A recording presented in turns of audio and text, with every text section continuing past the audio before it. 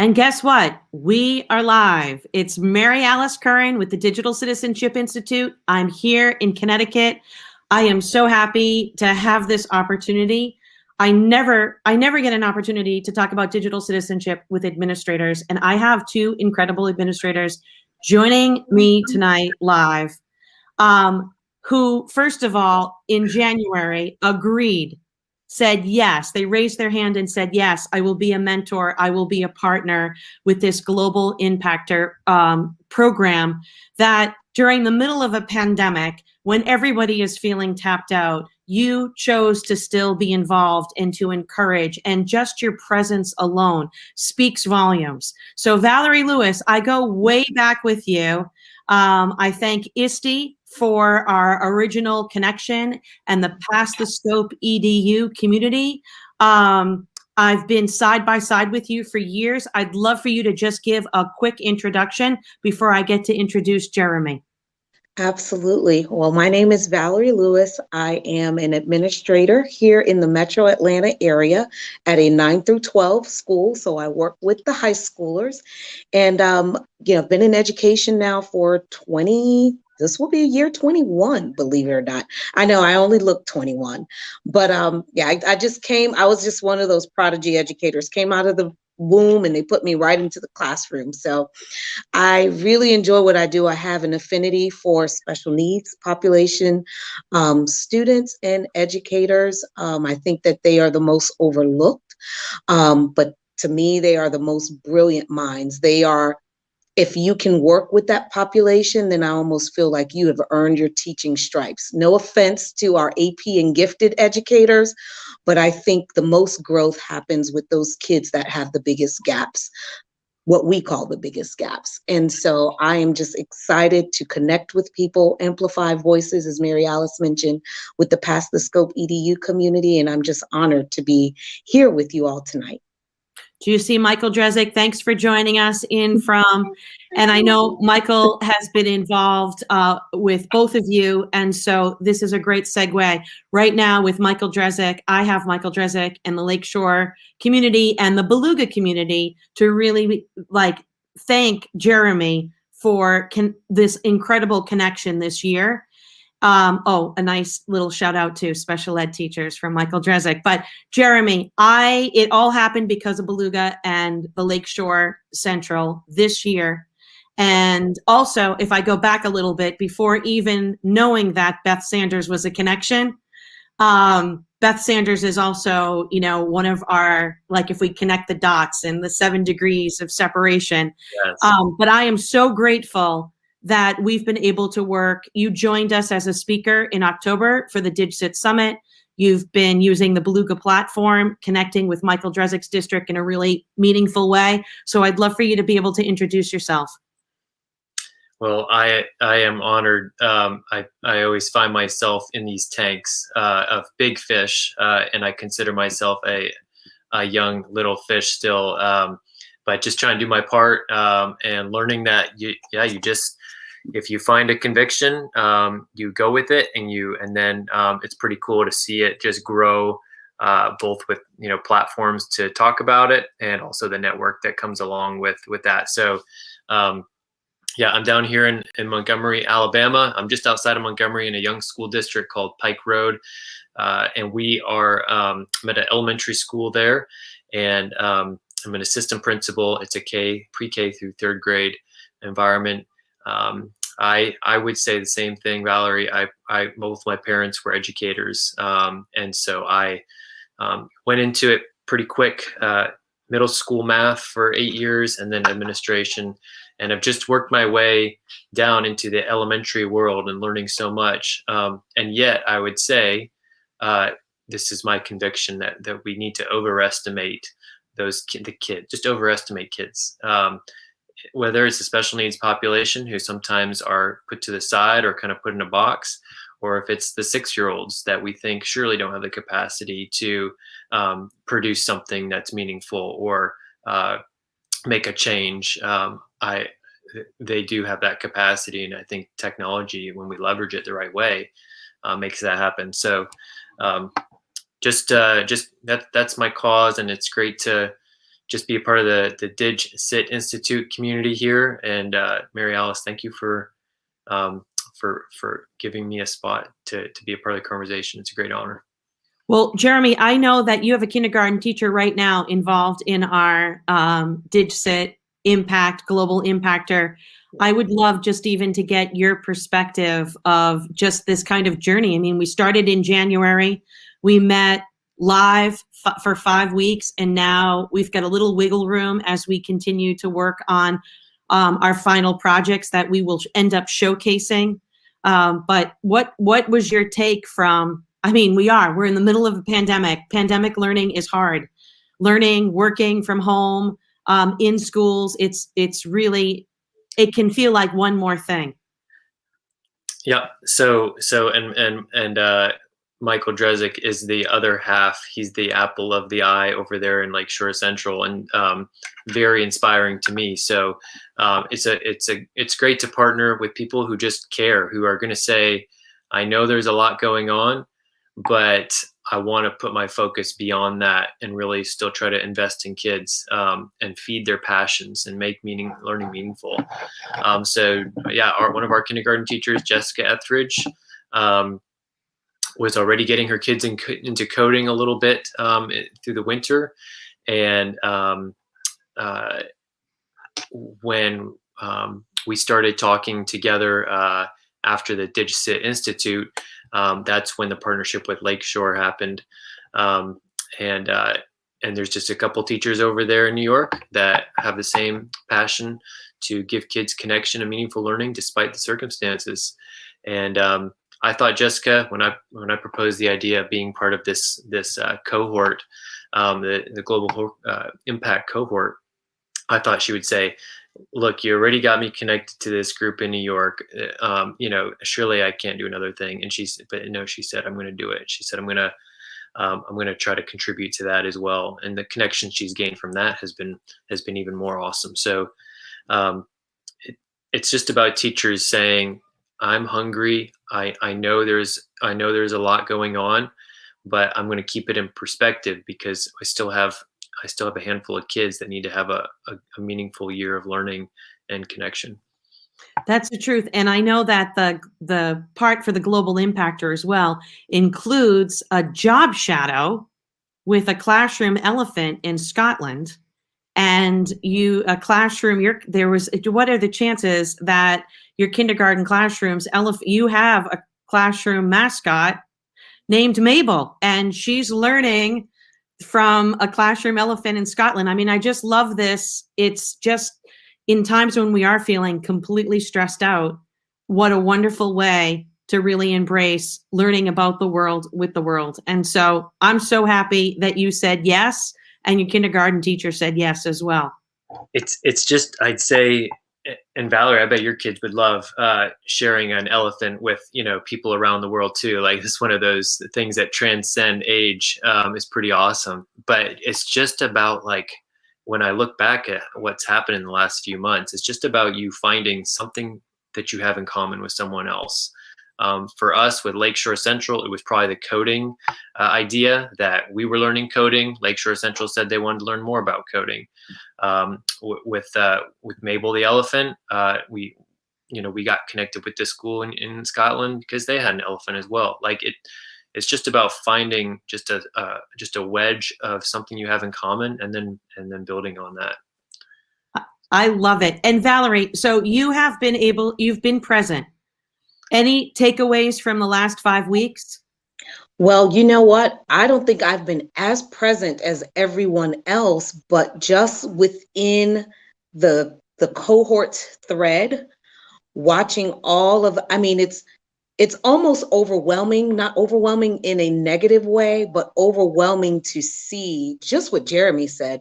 In the middle of a pandemic, and Jeremy and I both wearing an administrator hat, knowing that you have to support teachers, there's no downtime. And to see educators coming together from all parts of the globe, and the things that are being shared, and just the innovation even that's still happening in these times. And what I'm hoping that comes out of this impactor cohort and this pandemic time is that people recognize there's more to teaching than just the pacing guide. There's more to teaching than just sitting in a course team meeting once a week or twice a week or attending the faculty meeting. But what we did realize were some of the things that we really had a light on that we may have elevated as important. We recognize that some of those things are not as important as just the well-being of kids, the safety of kids, the mental health of our teachers, spending time with family. It's okay sometimes to disconnect. And so even despite all of that, revamping what teaching looks like. It's that reformation. I think it's a Renaissance era, so to speak. We could focus on the things that were a curse or bad, and those things truly happened. And we certainly empathize with families and coworkers that may have been impacted by COVID and suffered by losing loved ones. But just to think about all the good that has come out of it. You created this safe space, Mary Alice, for teachers to come and fail, come and just be inquisitive, be kids, and come out of this, hopefully, with some things that they can go back and impact and change kids' lives even more. So that's the beauty of what I've been seeing. And I'm like, oh my God, I'm missing out on all the fun. Because sometimes, when you guys have the lives, I'm at work and I can't join the lives. And I'm like, I'm missing the lives while I'm darting down the hallway to a special ed pod or something like that. So I think the beauty of what you've created, you have created a space where we're going to have better teachers, and hopefully this was a getaway for them from all of the craziness in the world. Well, it exceeded any and all expectations. I just, you want to do something meaningful, you want to add value. And, I also, think the timing's horrible. I don't want to add one more thing, one additional that's going to topple the cart. And so it's been a complete gift. As is to have a conversation right now with administrators, because I never get to have this conversation. And this is a gift because I would love to just know from you, I guess, the importance of digital citizenship pre-pandemic, during the pandemic, after the pandemic, and what we can do to move the needle forward, that it's not ever one more thing on our plate. It's not an assembly or a check in the box. It's something that we can do every single day, no matter what age, no matter what your content is, skill sets that we can embed. So, Valerie, I will start with you. What do you think? Oh, I mean, that there are so many layers to digital citizenship, especially at the high school level. I think about teenagers. The perception that people have of them, or their peers have of them, most importantly, is huge. It's major, like what their friends think, or people that aren't even their friends, people that they feel may notice them, that may not even notice them. It is a big deal. So when we're talking about how kids show up online, and now, throw in a pandemic where everybody's online pretty much on Zoom, what are we seeing? These black screens. They are so self-conscious about how they show up, what people may be thinking about them.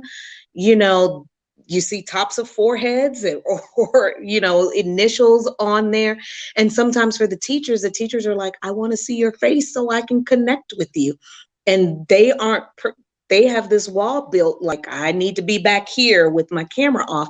And they don't even understand that is just a common courtesy for someone to be able to see your eyes, or someone who may need to read your lips. They don't think about those things. And so that's one aspect of digital citizenship, or the reasons why they produce or, record things and make them go viral. At the high school level, Depending on your building, you've got the teenage battles, there's the cyberbullying. And I'm sure Jeremy can speak about it even from the elementary level, because we've got these little short people that are bullies too, and at the middle school level and what that looks like. And if something happens in the school building, it doesn't mean just pull out your phone and start recording. That's someone's child on that video. That's someone's child that might possibly be seriously injured on that video that you made go viral for the wrong reasons. Maybe that you had some, I don't know, good intentions behind it, but it may be hard to explain to someone's parent why the kids have their child on video being pummeled, that kind of thing. Research papers, writing, how you give constructive feedback without saying, oh, that's lame what you wrote about, and understanding that might have been the best that student could have done, and how you give a constructive commentary on someone's writing so that they grow. So when you talk about digital citizenship, there are a lot of different aspects in which, I could look at it, and those are just a few. I'm trying to listen to you, Valerie, and then say, all right, so what do I need to do at an elementary school, with 5 to 9 year olds to make sure that they don't turn out like what you're describing, Yeah. in 6 or 7 years. And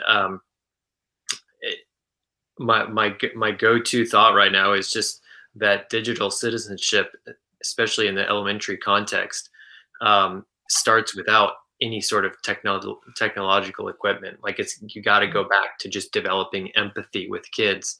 And certainly now when people are even less connected personally and maybe more connected virtually, we've lost a sense, even as adults, of what it means to be truly connected and have empathy for one another and respect each other's values.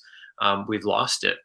And these kids are growing up in that context. And the best thing I think we could do for them to bring the focus back to, relating to humans in a personal way, and that human side that we were talking about earlier, is to have that discussion outside of actually using a device. That it's not about signing a technology agreement. It's about being a human, Yes.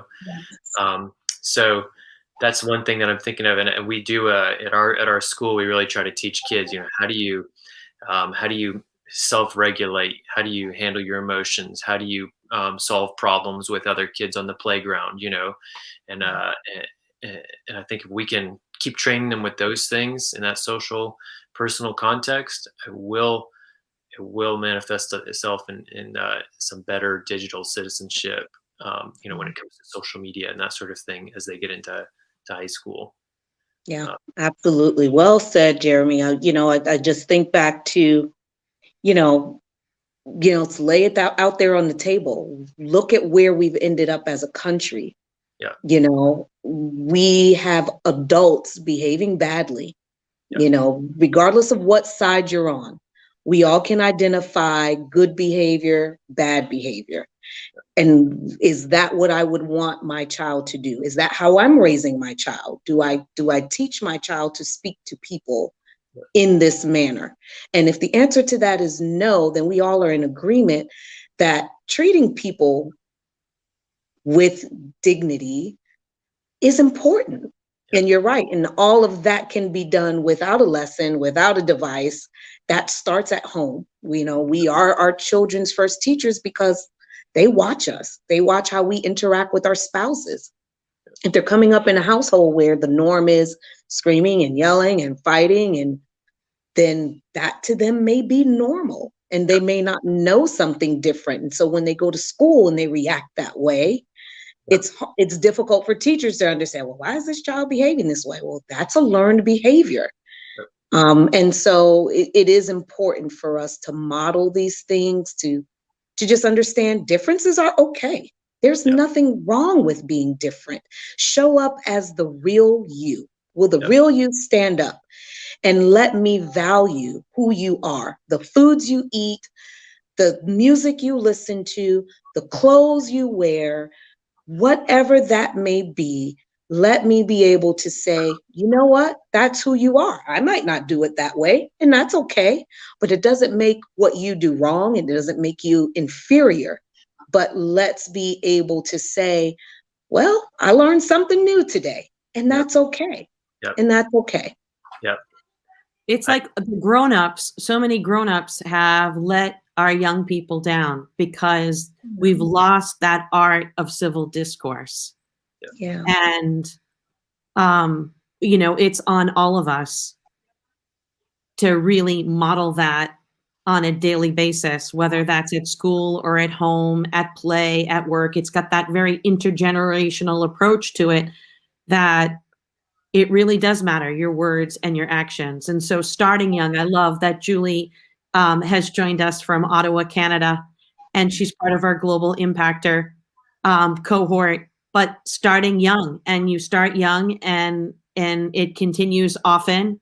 I even just think of when you were talking about the offline, I remember doing with a colleague when I was at the university who was not he was not about technology. So we tried to do something together, and it was with sticky notes. And it was that idea that your body is think of it as like the Facebook wall.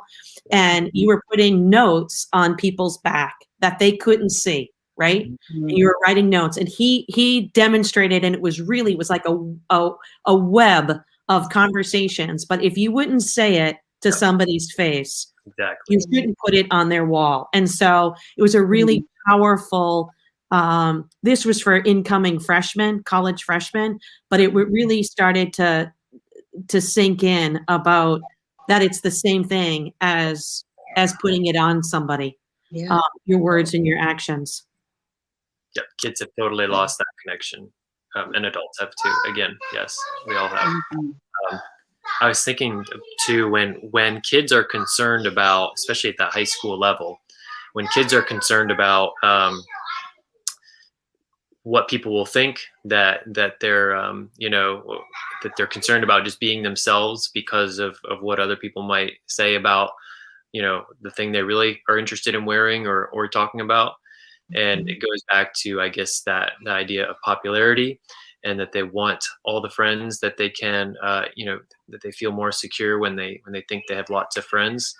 And I see that play out in the digital context then, where they're going to create the digital product that they think will get more laughs and more likes and more friends and more followers, at the expense of being irresponsible or disrespectful, or dragging someone's reputation through the mud.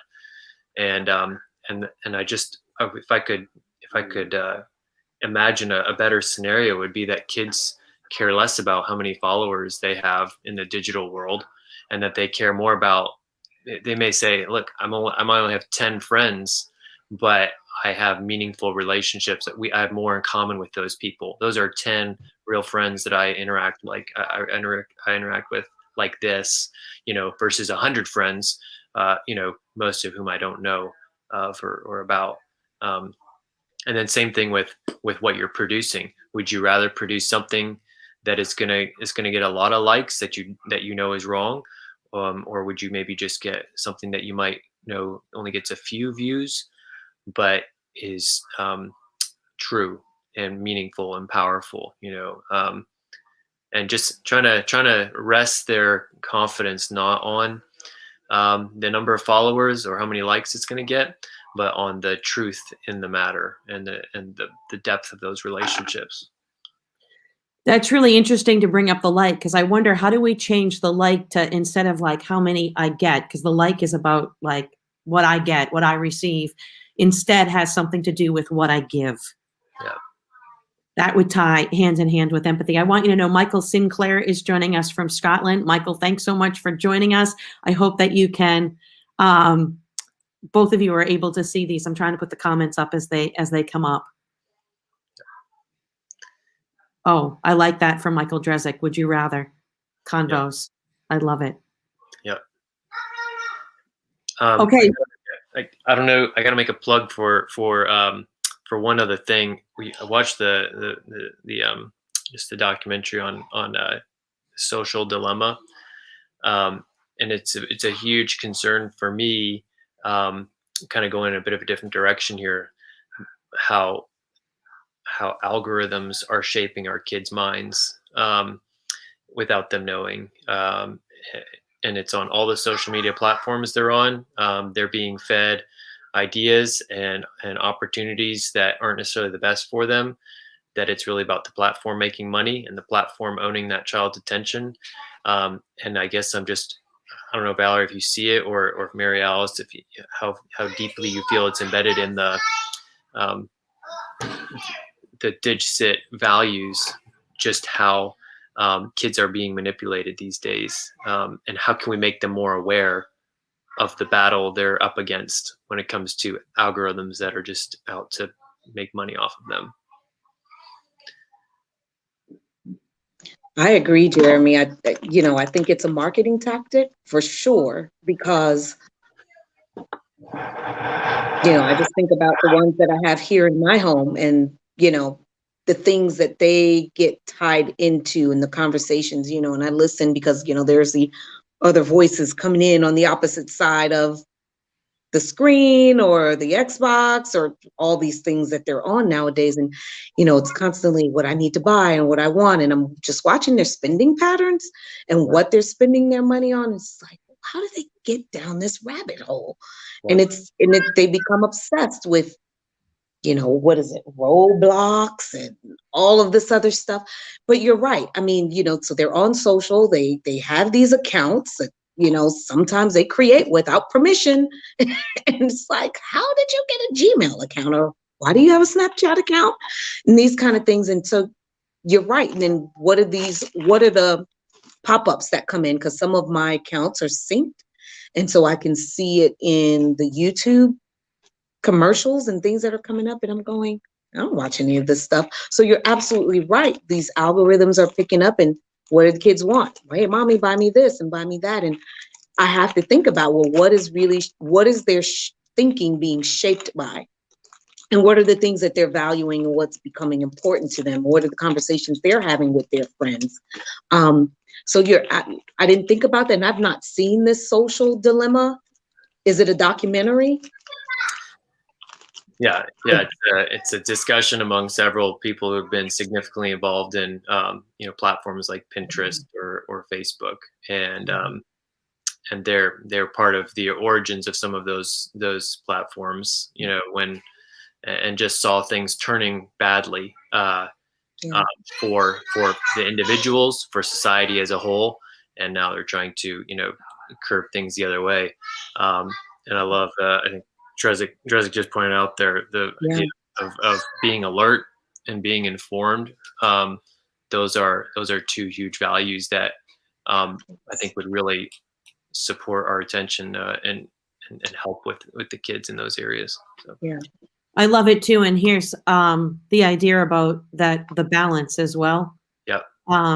That the need to be unplugged, and this has to be for adults as well, for us to be able to model that for whether it's our students and our children and our teens, because, what we're doing is, and if we sleep by our device and the first thing I say good morning to, or the last thing I say good night to is the device, that's all got a trickle effect. Yeah. And so our actions really matter. I know I've talked about it before, but big Red Sox fan, love Fenway Park. But I remember when my son was, in elementary school, he was the type of kid that you'd bring to a ball game and he'd bring his glove. I love a kid that brings a glove, no matter how old you are. I love if you were an adult and you brought a glove to a game just in case you're going to catch that, foul ball. But I remember we would go device free and I would talk about it. I would purposely talk about leaving my device in the car. I'm leaving it there on purpose. And then he'd be like, but this is going to be the game and I'm going to catch it and you're not going to get a picture. Well, guess what? You will remember that memory the rest of your life. How many times are we at, whether they're graduations or fireworks or sporting events or concerts, and everybody is experiencing it through their screen rather than that moment of being present and in the moment. And so that is so important about that idea about being balanced, that we talk about it. We talk about all these competencies, all of them, but balanced, I feel like, especially during the pandemic when people are feeling zoomed out, and the importance of like mental health, really to break that stigma. When we would have a problem, you'd go to the doctor if it was your ankle or you had a sore throat or an earache. I mean, it's the same thing with mental health. Let's break that stigma, because everybody's mental health needs to be a priority. More so than ever, I feel like during this pandemic, all of this, I feel like, is part of this critical conversation. Yeah, that's right. And it is important, and mental health comes with self-care, and knowing when to say no is okay as well. I think, and Jeremy, I won't speak for you, but just thinking about the role that we serve as administrators and supporting others. And then outside of that, we may be wives and husbands and parents and, connecting with educators. And sometimes you just have to say no and protect your time. And my department chair that I work with, she is all things to all of our teachers all the time. And then so sometimes she tells the teachers, Valerie is the mean one. And it might be it's hard to believe, because you're like, Valerie's always so giving. And it's not about being the mean one, but I have to force her to sometimes step away, because her door will become so revolving, and I could see it where she doesn't even, and we know in this profession of teaching, bathroom breaks are like, what is that? But you've got to eat, and she's got high blood pressure, and she's got things that I'm like, listen, I don't want us carrying you out of this building on a stretcher, because then you're really no good to anyone, because you can't support them from the hospital room. And so when you're talking about mental health, when you're trying to be the engine that could and that keeps on going, eventually, guess what? You're going to be like a hoopty, and you're going to clunk out. And that's it. And your body is going to force you to shut down and stop, because it recognizes that you aren't doing it on your own. And that's mental health. And I said, I've gotten to a place where I'm okay with saying to people, I can't. And sometimes I have to say, I won't. and they have to respect that. And it's because I know what I need for me, so that I can pour into you. And if I don't have anything in my tank or my reserve, then I'm no good for either one of us. And so people have come to realize, okay, if it's something that I can handle and do, they figure it out. And I don't have to be the solution-oriented person for them all the time. And I'm okay with that. Yeah. As we are starting to look at whatever is to come, whatever this next phase, next school year is going to look like, whether it's going to be a combination of hybrid or in person. I mean, we do have some students that are excelling at home. And so that's going to have to be something that, is addressed. How do we still meet the needs of students that have excelled in that learning environment, as well as students that are really having a difficult time not being present, not being, in person. So I would just love to look at whatever's to come, and the idea of building this foundation of digital citizenship and learning experiences for your entire school community. There's so many unknowns, but what could we hope for? What are our wishes going towards this next school year, finishing this school year and going on to the next school year, I guess? The human, first thing that comes to mind is just the human component of anything we use technology. Anytime we use technology, there has to be a human component. And I realize sometimes writing an email is, even in the mundane things, or taking a test on an iPad. I guess there's some things where it's hard to say, I can really see the human element here. But when it comes to creating things or interacting with people, those experiences have to have the weight of the human component. And if it doesn't, then not only are we selling that experience short, but we're doing a lot of damage to those kids who think they're connecting, think they are doing something that's good for the human race when they're actually when it's much more shallow than that. So that would be one thing that I would challenge even myself and anyone who's looking to design learning experiences, that there's a human component is bringing the depth to that experience. Mm-hmm. Yeah, I love that, Jeremy, and I think I agree with you.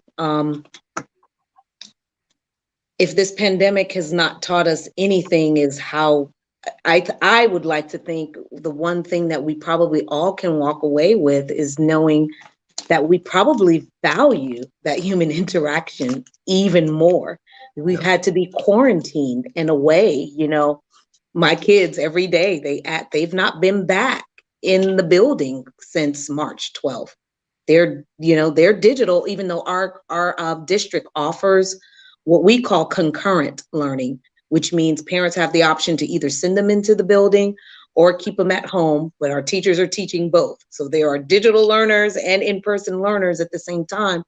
But, some of them on their Christmas wish list was to go back to school in person. And that was one thing Santa couldn't bring them, and I think not just the kids crave to be able to hug their teacher's neck or get that sticker or be able to, go up to the board or move, the clothespin on the chart. I think adults recognize that we value the human touch and experience and socializing and that interaction. And so maybe that will get us to a place of treating each other better and not taking for granted the opportunities when we could sing and dance together or just hang out for happy hour or just sit out on the porch, have a neighborhood block party, or just take the kids to the playground in the neighborhood without worrying, has all this stuff been disinfected, So I think hopefully it will make us better citizens. And then ultimately how we treat each other in our virtual spaces will make us better digital citizens in all that we do.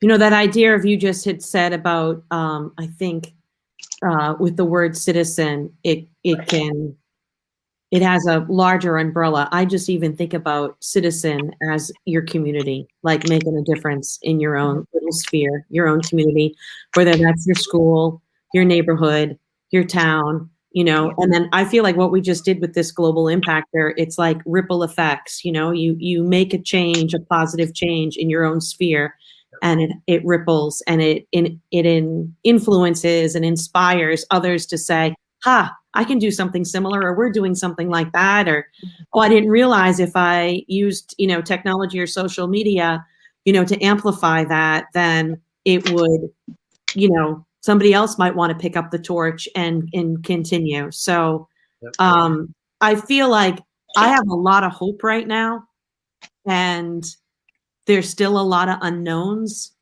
And I look at everything in partnership. And honestly, as a teacher and having this opportunity to talk to administrators, this is a partnership, and we can't do it in silos. Yeah. That's right. You created an amazing space, Mary Alice, and when I think about spheres of influence, I think I've thought when I look at people who I think have been impactful, I think, wow, that one person has a huge sphere. There's no way I'll ever be able to develop a sphere that big. And you've empowered me to say, I'm going to just do my thing in my sphere, and it might just be in my zip code. It might just be in my school building. It might just be with 5 teachers right now. But that you do the thing in your sphere, and then that teacher does the thing in her sphere, and then that sphere connects with a little sphere out in Scotland, or a little sphere in New York, or a little sphere in Gwinnett County, and eventually the little spheres connect to make a big one. Right. And so you've empowered me to say, I don't need to worry about making a big influence. I just make the little influence, and eventually, you said ripple. I just thought of a little bunch of little spheres connecting together eventually. So Each one reach one.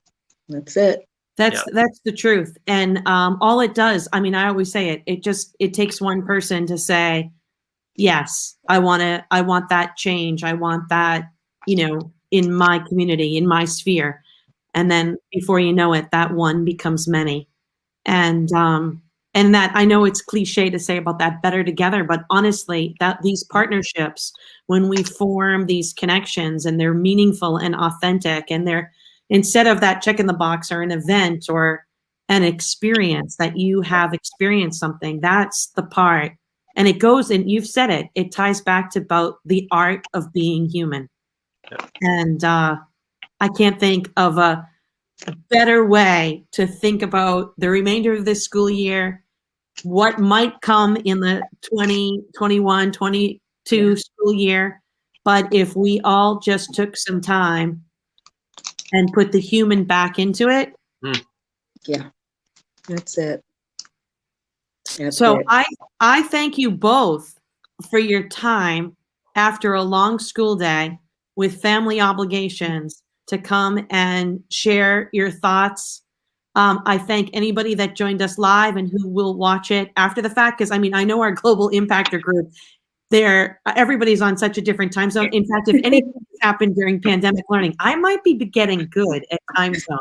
Yes. Or a little bit better than I was.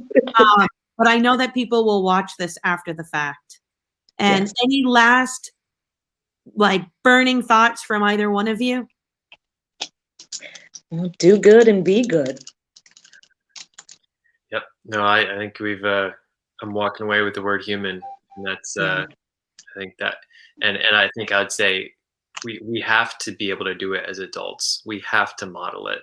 And if we don't do it, if we don't understand it and model it, we cannot expect the kids to. And so that's the takeaway is, am I doing these things? First of all, if I'm not unplugging, I can't preach that. If I'm not being inclusive or showing balance, then I can't expect kids to do that. So it starts with me and modeling it. I love it. It starts with me. Here's one more comment before we end from Michael Drezick. Yes. We love you, Michael. What a guy. Absolutely. What a guy. Real deal. Absolutely. Right. Yes. So I'll miss you live on Friday, but if anybody wants to join, we do have our Digital Citizenship Summit in partnership with the California School Librarian Association. And I'm really happy about the lineup of speakers and just the topics. There's so many diverse topics where, whether it's esports, whether it's student agency, mental health, informational literacy, and how to embed, it's not one more thing, but these are those mindsets that we can get digital citizenship into. So if you'd like to join us, I know the cohort has been invited to join us on this Friday. That's the 12th. And other than that, we'll be doing an After the Bell series with Past the Scope EDU on the 12th as well, and inviting hopefully some of those panelists to come and take a deeper dive on their sessions as well. So that's wonderful. And if anybody wants to have a lot of hope, please join the Past the Scope EDU. The community is incredible. Once a month, it's the third Thursday. Am I getting my? That's correct. And what's happening now about Periscope? So Periscope is going away on March 31st. So we have pretty much said we're going to be using StreamYard. Some people are reverting back to their OBS, but Twitter Live will work the same as Periscope. Okay. And so Twitter Live is pretty much the option. But yes, StreamYard works beautifully, or OBS. And so we will still amplify good that's going on. That's fantastic. Julie, I would in fact, for the whole cohort, I'd love to get the cohort involved as just another way to continue to connect in really meaningful ways. Yeah. So Julie, thanks so much for joining us this evening.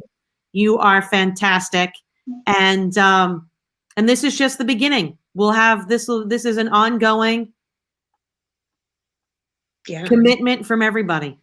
Yep. That's right. So thank you both so very much. Yes. Thank you, Mary Alice, and continue to be a change agent. Yes. Well, it's in partnership, honestly. It's the we, not me. So thank you, honestly. Yes. You're building some awesome bridges. Yes. Thank you. Here we go. I'll end the broadcast for now.